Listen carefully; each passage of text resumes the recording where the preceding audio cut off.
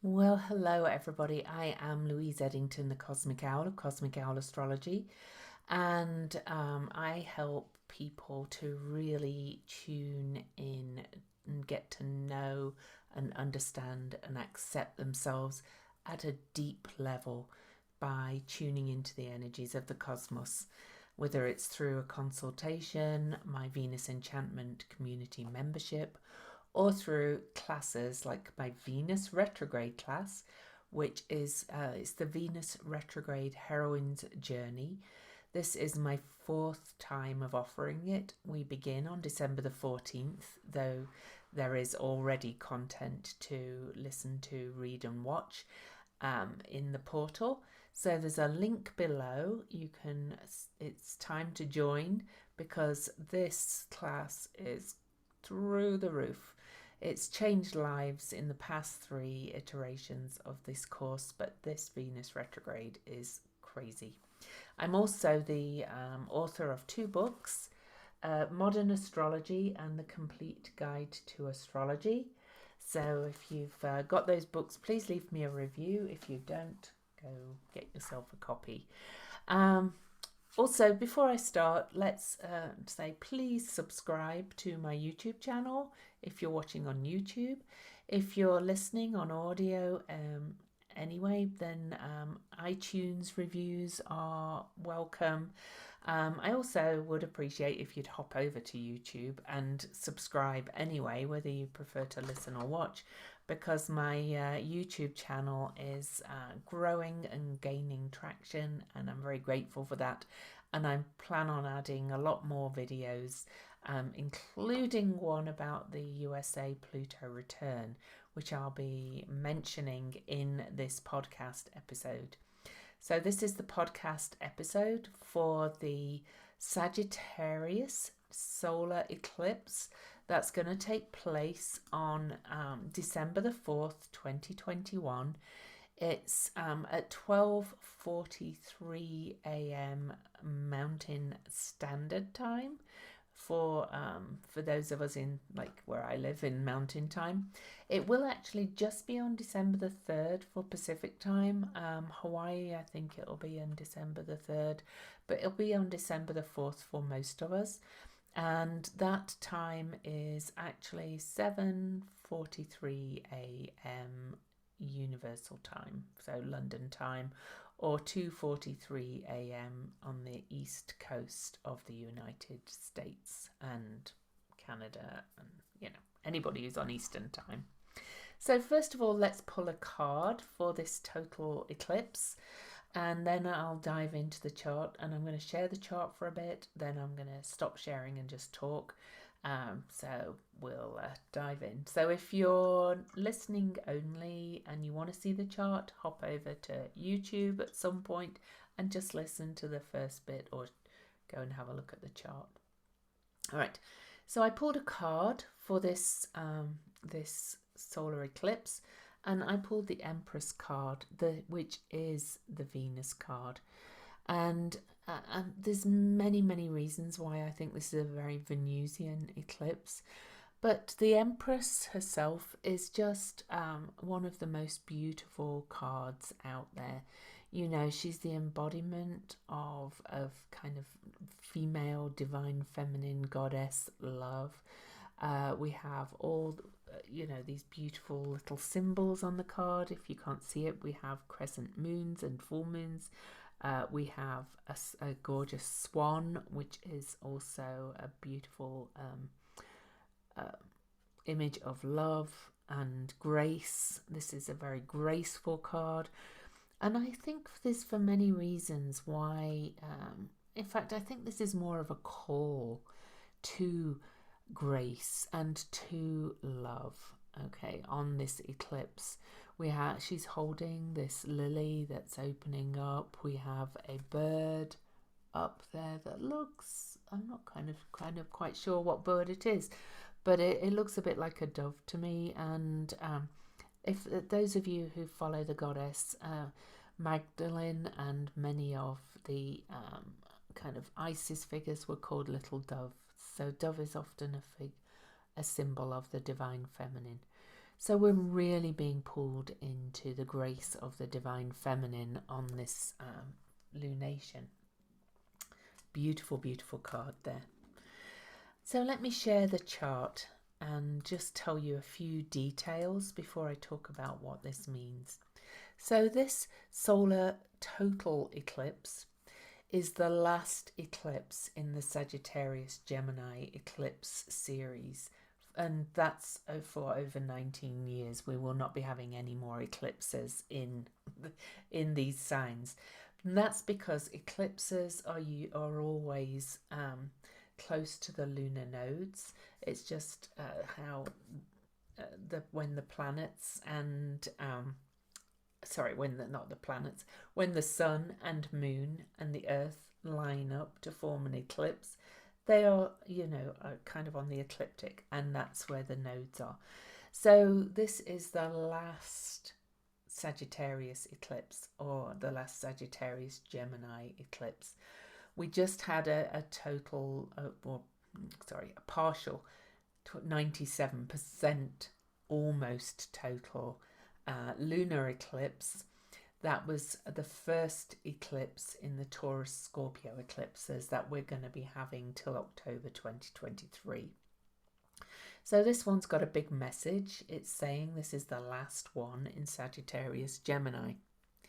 So the actual eclipse is at 12 degrees 22 minutes. Well, that's the actual of Sagittarius. So I've highlighted that in blue. So that's a 12, which is a 3. So we'll be looking at that number. It's also at 22 minutes, and that's a 4. And it's also a 22, which is a master number. And it's on a 4-day and a 12-month. 4 and 12 again, and a 3. We've also got Mercury conjunct the eclipse at 15 degrees, and 15 is a 6, so we've got the 3 and the 6, so I think we're getting more of this 369 code. We'll talk more about that though. We've got Vesta conjunct the eclipse as well. Vesta, the devotional energy, the flame, the hearth, and she is this focus and devotional energy. So we're bringing that energy in also, and she's at 9 degrees. So the 369 code has been activated over and over. And a reminder that this is the second of 5 new moons. That's at 12 degrees. Okay, sandwiched by 6 full moons at 27 degrees. So the 12 keeps coming up over and over, as does the 27. This eclipse is also opposing Black Moon Lilith. Black Moon Lilith is kind of our original raw, wild, divine feminine self. It's often, though, associated with where we've been shamed, or where women have collectively been shamed over centuries. So that's bringing that in as well at the opposing point. But not only that, this eclipse is almost exactly opposing the June the 3rd, 2020 Venus star point, when Venus was last retrograde, which was at 13 degrees and 35 minutes. So this eclipse is activating something from that last Venus retrograde, as Venus is about to retrograde for this next one. On December the 19th, she's going to retrograde. Other things in the chart that are quite astounding to me, and I will talk about what all of this means, okay? Venus entered the shadow of her retrograde at 11 degrees Capricorn on late on November the 17th, and she was in aspect to Uranus, and Uranus is still at that 11 degree mark. So this Venus card is, definitely being activated, and Venus the planet. Also, Venus is within major orb of her conjunction with Pluto. That will occur. She will conjunct Pluto, station retrograde, conjunct Pluto again, and then she will station direct and conjunct Pluto again on March the 2nd or 3rd, I think. So this is really feeling her retrograde building. She's days away from her retrograde. She's working in tandem with Venus and Pluto on this eclipse. So back to Uranus, we're also now within orb of the final Saturn-Uranus square of the year. And that's, what can I tell you about that? That's been the defining aspect of the year. And Saturn and Uranus are going to square for the final time. Okay. On March the 10th. Oh, no. Oh, that's because I want to square. Sorry. Bear with me. I just wanted to give you the exact date. It's actually Christmas Eve that they square for the final time while Venus is retrograde. Oh, and I did want to mention one other thing about that 11-degree mark. That's about Saturn. We did have five exact Uranus Pluto squares that occurred. Bear with me, and then I've given you all this information. Oh no, there was 7. We had 7 exact Uranus Pluto squares from the year 2012 to the year 2015. The third of those was on May the 20th, 2013 at 11 degrees of Capricorn to Aries. So Venus entered her shadow, and the Uranus is now activating that point again. So we're also harking back to 2013, and we're harking back to 19 years ago when the eclipse would have been at this point again. So 19 years, that would have been 2002. Okay, so some dates there for you to kind of think back to. All right. Why is this all so important for the USA? This eclipse is actually on the ascendant of the Sibley USA chart, which is the most commonly used chart for the USA. But not only that, so all these new moons, this eclipse is actually on the ascendant, but all these new moons at 12 degrees will aspect that ascendant. And then we are heading into the Pluto return. USA's Pluto is at 27 degrees of Capricorn. So all the full moons at 27 degrees are aspecting the USA's Pluto. And on March the 2nd, Venus, Mars and Pluto will exactly all be at 27 degrees on Pluto. So the USA chart is starting to be affected, and we can see big changes coming. We can see big transformation coming, through these lunations and these 2 eclipses particularly. So I'm going to do a separate video about the USA Pluto return, but it's affecting everybody globally, and I do want you all to be aware that this eclipse is actually on the ascendant of the USA's chart. So it's going to be massive for the USA, and that will reverberate out to the world.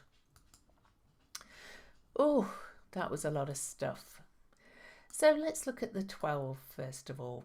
I'm not going to give you all the numbers. Well, I may talk about a little bit about some of them. I've talked about the 369 code. It's known in numerology as a very creative code that unlocks the kind of keys to the universe. That's partly from something Nikola Tesla said. And it does seem to be a very magical code. So you can go and search for more for that if you like. But let's talk about the 12, because it's a 12-month and 12 degrees. So the 12 is charismatic, and very self-reliance. And 12 represents the completed cycle of experience. And if you think about it, 12 is so resonant. We have 12 months. We have 12 astrological signs. We have 12 astrological houses. Okay, 12 is very of how we do things. We have 12 hours in the clock. 12, 12, 12, 12, 12. It keeps being divided up. Okay. But the 12 is, again, about that full cycle of experience and the possibility of regeneration towards a higher consciousness. So the 12 is really kind of about letting go of old habits that need to be changed, and then attracting what we need as a learning experience. All right. So the 12 is a very powerful number of completion and new start of a new cycle in so many ways. And we have the 12 showing up twice on this one. Well, 3 times really. The moon, the sun at 12 degrees, the eclipse itself, and the day. Okay. So the 12, of course, is a 3. So it's got that creative kind of energy with it, with the and 3 is about expressing yourself on all levels. But we've also got the 1 and the 2 in the 12, so we've got the energy, the 1 of new beginnings, of creating our own reality. And number 1 is also the number of the divine masculine. And then we have the 2, the divine feminine. So this is bringing a lot of things together in completion over and over, these 12s. But 2 is also about seeking balance, and in many ways, okay, and about tuning into your emotional side to express your feelings. So that's the energy of the divine feminine. But the 3, again, is about communications and expression. So, and it is the month of 12. So this really, in the sign of Sagittarius, this new moon is really asking you to really kind of draw things together and to really set your sights, your arrows, your Sagittarian arrows onto creating something really powerful. Okay, it's got this a real kind of visionary energy to it. And as I said, the number 3 was also about communication. And here we have Mercury, the planet of communication, only less than 3 degrees away from the eclipse.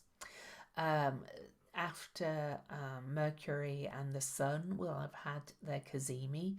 Mercury is combust this eclipse.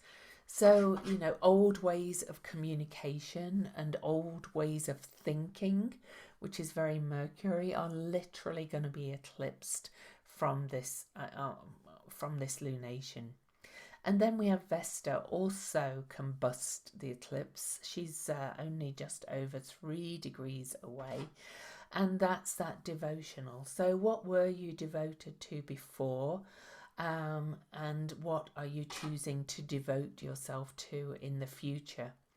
Now, this is a South Node eclipse, so it's about releasing something and starting something new. It's about, and in Sagittarius, this is about letting go of some old rigid beliefs and really kind of moving towards that Gemini North Node. It's, as I said, it's the last eclipse with the nodes in these signs. And so it's this kind of last blast of a message about opening your mind and thinking differently and thinking about the interconnectedness and community of everything.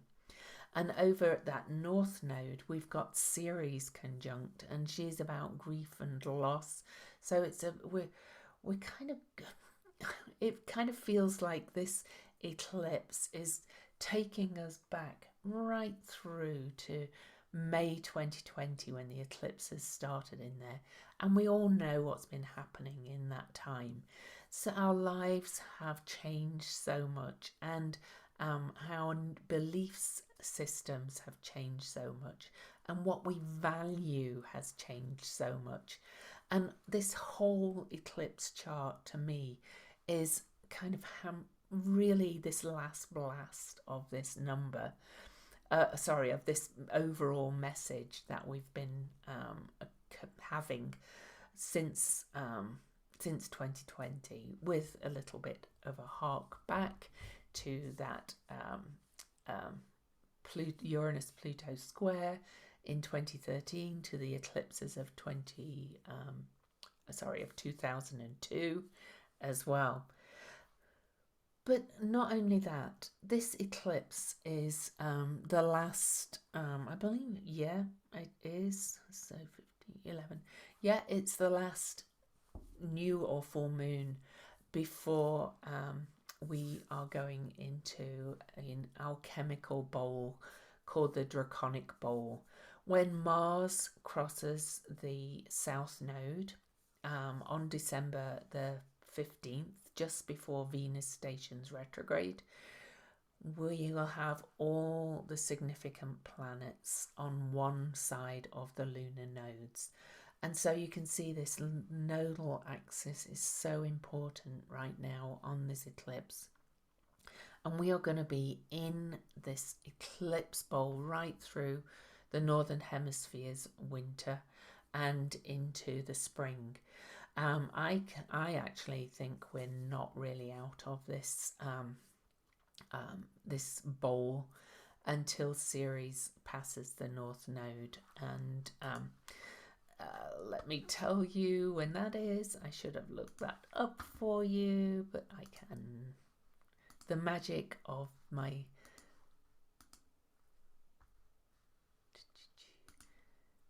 conjunct. The magic of my software is that I can tell you when that's going to happen pretty quickly. All right, so she comes out of it on the North Node on January the 31st, 2022. But if we want to talk about the personal planets, and Venus will be direct by that point, by the way, so things will be starting to shift.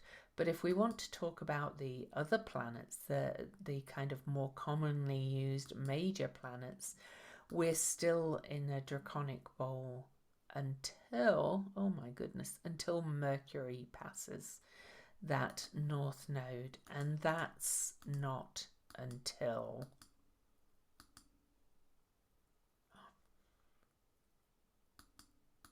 gosh, come on Mercury, where are you?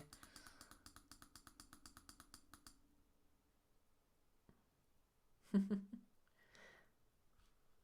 should have used the search function. Hang, bear with me 1 second. Mercury, that's not till April the 23rd, 2022. And I kind of suspect that a lot of the confinement that we're going to feel is going to come from this shocking eclipse. That, you know, the news is going to be quite astounding that unfolds from this eclipse over the next few months, with Mercury being conjunct the eclipse and combust. It's kind of like the new information that's going to be revealed is going to literally eclipse some of our old beliefs and our old dogmas and our old ideas. We're going to be just like blown open. I think this eclipse is really important. If you have any planets around 12 degrees, particularly of the mutable signs, That would be me. My moon is at 12 degrees Gemini, and my Jupiter's at 14 degrees Sagittarius. So, ooh. Anyway, so the mutable signs are Gemini, Virgo, Sagittarius, and Pisces. If you have any planets around 12 degrees of those signs, you're going to be really blown open by this eclipse. And that can be in good ways. You know, I have a book, a fourth book in my head about the planets, the dwarf planet series, and it's kind of a very innovative approach to the book, in my opinion, my humble opinion. And I've kind of been putting the ideas together, but I plan on writing this. And here's this eclipse right opposing my Gemini moon, saying get writing, get writing, get writing. So the eclipse can often kind of initiate old things and kind of eclipse something that has been perhaps holding you back. So don't always think, oh my God, this is going to be awful. Eclipses can bring wondrous things. So, you know, if you are deeply impacted by this eclipse, but I'm going to say that anything around 12 degrees of all the signs is going to be affected in some way. And the reason is because of all these other lunations that are going to be at 12 degrees. We had number 1 in Scorpio. This one's in Sagittarius. We're going to have a Capricorn new moon and an Aquarius new moon and then a Pisces new moon, all at 12 degrees. So in some way you are going to be aspected by all of these, and all of the other lunations are aspecting this eclipse degree as well. So let's look at the symbols, and then I'm going to have a think and see if there's any. Oh, I did want to look at, well, 22 is a master number. We saw the minutes were there. But I wanted to look at the number 4 in numerology as well. Give you a little bit about that. Okay, so number 4, which is the day, and also the minute, the 22 of the solar arc minutes of the eclipse.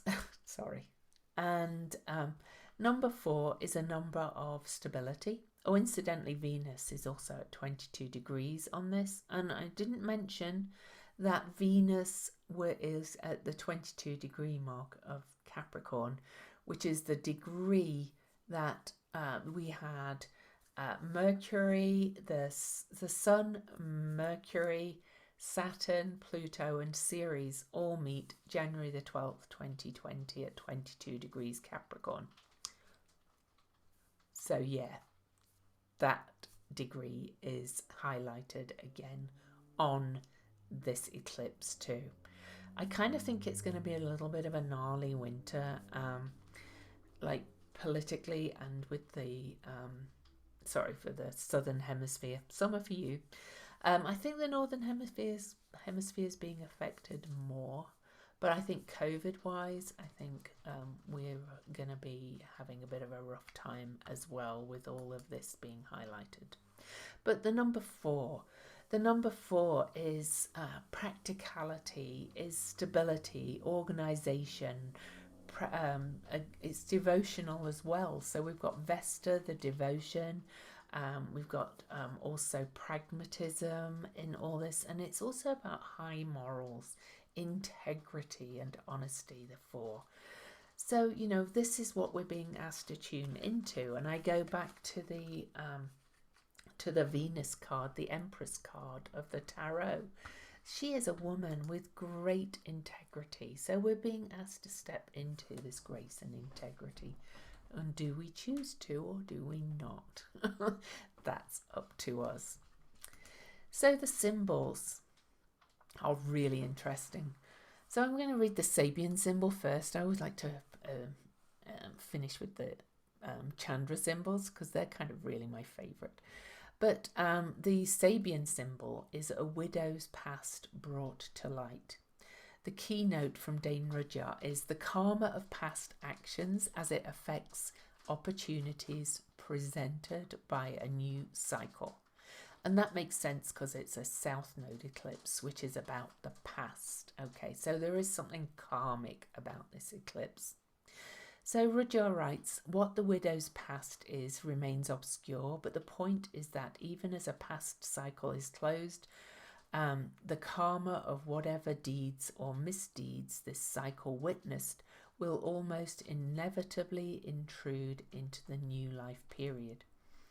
Also, once a cycle of activity is concluded, remember the 12, much that was unclear or unconsciously motivated in the events it witnessed can now more easily come to the clear consciousness of the mind.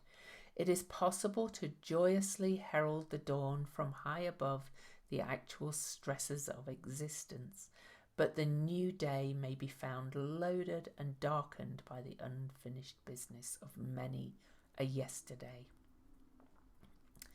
And it's kind of got a feel of a little bit of karmic retribution. It's chickens coming to roost, I think, with some of this about, some of our beliefs that we're going to have to let go of, I think. Okay. So this Chandra symbol for Sagittarius 13, an embalmer at work on a mummy. Death manifests among the living in myriad forms and guises. It is unforgettable in its imprint. Those who are drawn to get close to death and to get involved with it have their own set of challenges accordingly. Will they get wrapped up in the lesser levels of death and turn into habitual trapped creatures, or will they extend the range of their affinity and their allegiance to encompass the redemptive and the regenerative aspects of death, being magnetized to relive previous deaths, to learn the ways of death and to fathom its mysteries, and being able to move among many sides of this equation, but ultimately drawn either to indulge the regressive loop of being in circles of recurrence, swept away, or to open up the space tremendously, to collaborate with the lively ones among the dead, and to discover that in their world, which is scooped out in that exquisite sensibility through which the lively dead see this world, they celebrate its free becoming more fully than anybody else would be able to approach in that sparkling way. Ooh, that's kind of stunning. I think, Sagittarius and Gemini are about truth, knowledge, learning, understanding. On the South Node, I think this is really about taking an inventory, if you like, from our past and taking and learning new lessons and creating something new and moving towards that Gemini North Node, which is incidentally at 1 degree and 1 the number of new beginnings. So it's a powerful, powerful eclipse. It's really going to hit the USA big over the coming months, as is the Venus retrograde with the Pluto conjunction and all the things I said. And a lot of the lessons over the past years in this, particularly I think in this century, are kind of coming home to roost, if you will. So anyway, I hope you'll consider joining me in the Venus retrograde heroine's journey class beginning December the 14th. The links below. This will really help you through what's really going to be quite a challenging winter, I think, for many of us. But I honestly believe that when we are working with the energies, we can really make lemonade out of lemons and create something amazing through a challenging time. So keep listening. If you don't want to join the class, then just keep listening to the podcasts or subscribe to my YouTube for any other videos that I'm going to bring forth, and watch this space. But why wouldn't you want to join the class? It's amazing and life-changing. And this one is off the charts. So for now, and from Venus, have a wonderful new moon eclipse.